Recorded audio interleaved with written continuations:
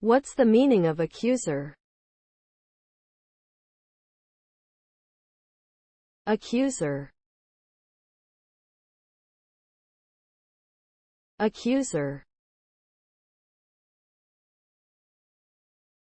Accuser. Accuser. Accuser.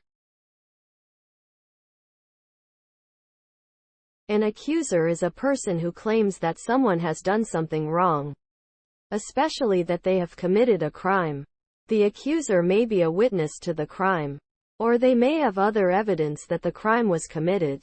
The accuser may file a complaint with the police, or they may testify in court against the accused. The accuser's role is to help the authorities bring the accused to justice. Here are some examples of how the word accuser can be used in a sentence. The accuser claimed that the accused had stolen her car. The accuser's testimony was crucial in convicting the accused. The accused was found not guilty due to lack of evidence.